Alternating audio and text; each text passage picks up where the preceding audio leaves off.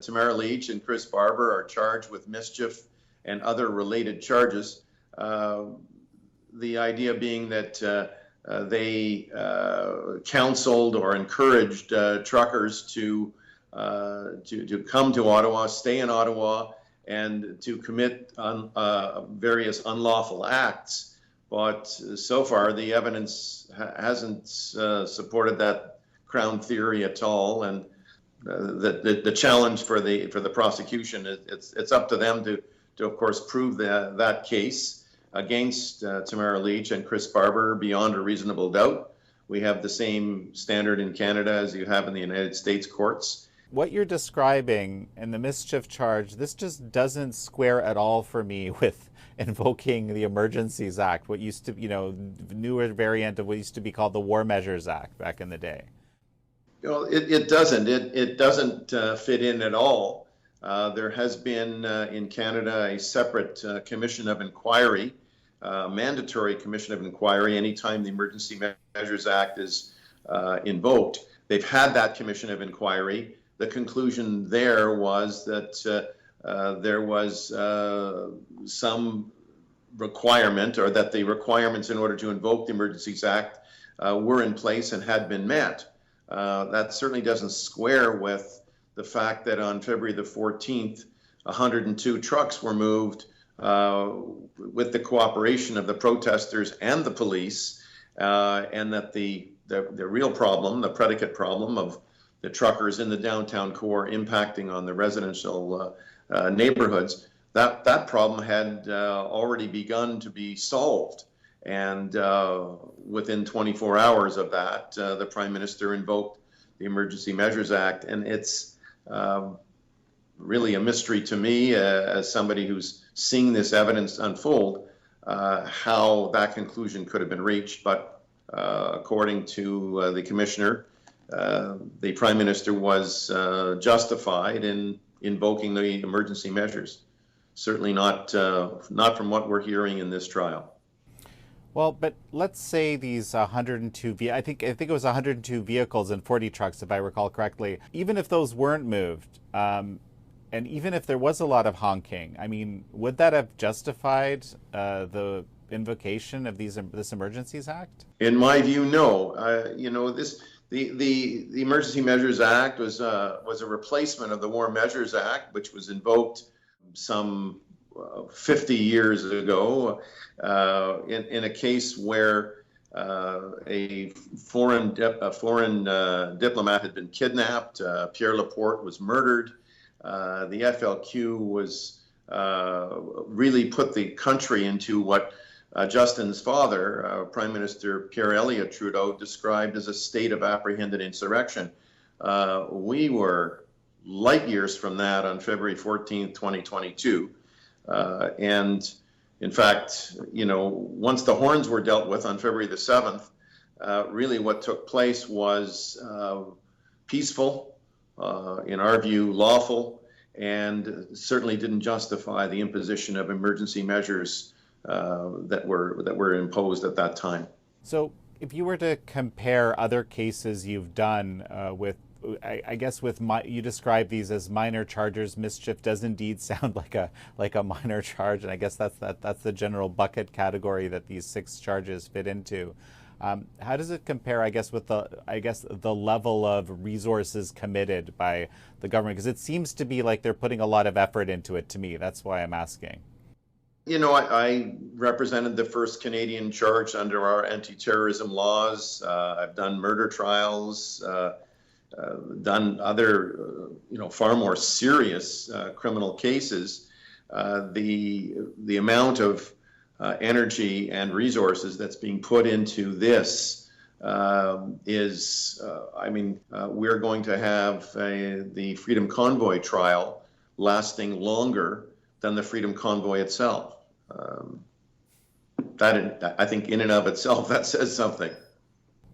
Early in the trial, I noticed that the term kind of occupation was used, which I think you argued was a bit strong.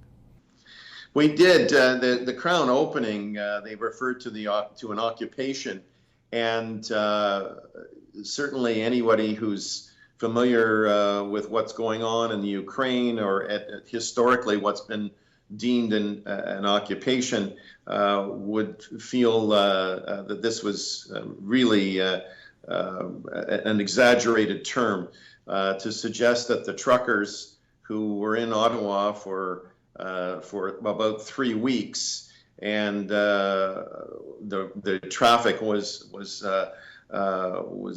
difficult for people to get to and from. There were emergency lanes that were maintained for the most part, according to the evidence, in the downtown core. To try and refer to that as an occupation is, at least in my view, an insult to the people in the world who are genuinely suffering under an occupation. And the result of our objection to it is that the phrase has been rarely used since the beginning of the trial. Right. Well, listen, before we continue, just tell me a little bit about yourself. You know, you're, of course, a human rights lawyer, but, you know, how did you come into this case? Give me a bit of history here. My father was a survivor of Auschwitz. He was liberated by the Americans. He lost his parents and his sister, after whom my daughter is named. So from a young age, we were made aware very much of what happens when state power goes unchecked.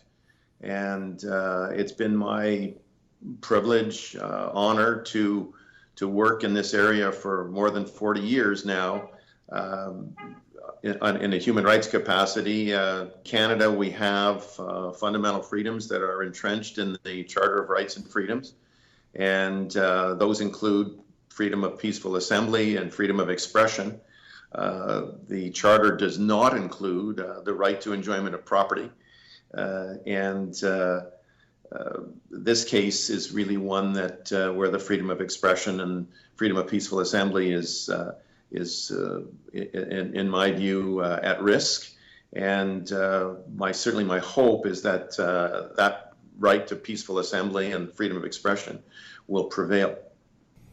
Yeah, and just to use a bit of plain language, more plain language, I mean, you're basically saying the freedom of speech and assembly is more important than the freedom of people to enjoy that space, I guess. That's what you're saying? As I said at the beginning of the trial, in a contest between freedom of expression and freedom of peaceful assembly and the right to enjoyment of property, there is no contest. You know, we imported some of the language of the American Constitution at the time of the Charter. We imported some of the fundamental freedoms, freedom of expression, freedom of peaceful assembly, but we specifically did not put into our Constitution any right to the enjoyment of property. So, Lawrence, so during the trial, you actually asked that, if I understand correctly, the idea was to stop residents of the area from testifying about the effect that all of this had on them. What we did is we brought a motion. The first thing we did is we proposed an admission. The admission was that there were demonstrators in the downtown core area, and they interfered with some residents' enjoyment of property.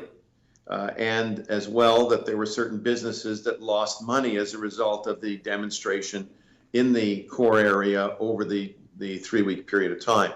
It was not accepted by the Crown, but we made the admission and then brought an application before the judge saying, look, in light of this admission, there's no need to hear from the residents or the businesses, because all they're going to tell you about is how the demonstration impacted on their lives. The judge eventually ruled and said, no, the Crown can call these witnesses if they so desire, but I'm not interested in what the impact was on their lives. I'm only interested in any observations or things that they heard or saw during the demonstration. So their testimony was limited that way.